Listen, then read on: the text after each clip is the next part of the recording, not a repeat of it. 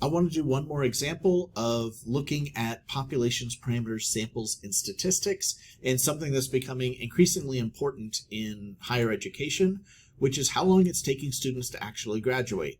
So we've called bachelor's degrees 4-year degrees for a very long time now, but if you actually look at the numbers, it varies from institution to institution, and it can vary by a lot.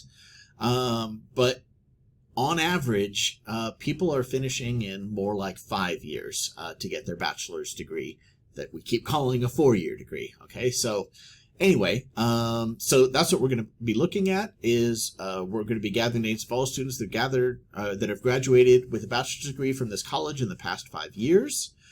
And then once the names are gathered, she records their initial enrollment date and their graduation date. Okay, so now that we know that, we can start answering these questions. So the sample, right, is the data that we actually have, and that's going to be anyone that graduated with a bachelor's degree in the past 5 years. Okay, all of them, right? Because it says that they gathered all of the names of students that have graduated with a bachelor's degree from the college in the past 5 years. Well, I believe that's the population that we're trying to make a claim about here.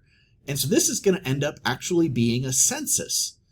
Okay, so every once in a while, right, like if you're actually working at the college, you can get the data for every single student. And so sometimes a census is actually possible.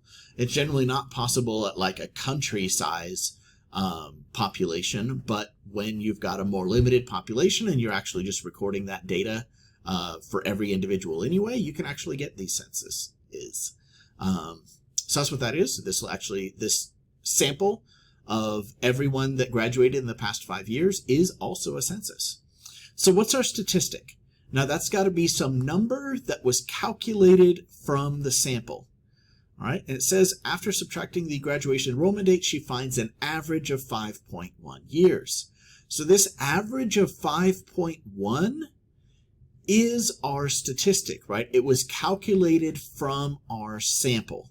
Now we'll talk more about averages and medians and, standard deviation, all that kinds of stuff later on in the course. Just right now, I'm going to be sticking with kind of things that everyone's heard of before, like averages and percentages. And so those will be what you're going to want to be looking for as you're looking at these setups and trying to identify what the statistic is actually looking at just anything that end up being calculated from the sample. And that 5.1 years was certainly calculated from that. Now, what was the population that they intended to study here? Well, that would be students that graduated from this college in the past 5 years, right? I would say that's their actual intended population that they're trying to study, which is, in the end, their actual population as well. So they don't always make that mistake. The reason I covered that in the last video is because it's such a common mistake to only gather data from a subgroup within the population, but then you try to make a claim about the entire population. That's always a problem and always something you should feel suspicious about when you read statistics about that kind of stuff. Okay, but here, their actual population and their intended population are exactly the same. It's all of these students that graduated in the past 5 years. Now notice that the population and the sample are now exactly the same thing. That's what a census means. Whenever we have a census, that means we've got data from every individual in the population, which means our sample is the entire population. And so hopefully it's not too surprising to know that here, the statistic then is also the parameter, right? So if the sample and population are the same thing, then those two numbers of what we calculated from the sample and what is the true value in the population are actually the same thing because we've got data from the entire population.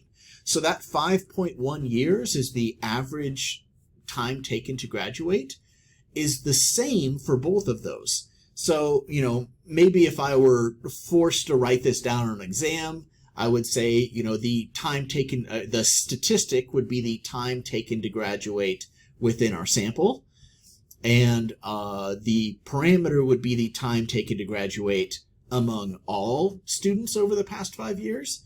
But functionally speaking, they're actually exactly the same thing here because our sample and population are exactly the same thing. So just be aware that when you have a census, your sample and population are the same, and your statistic and your parameter are exactly the same.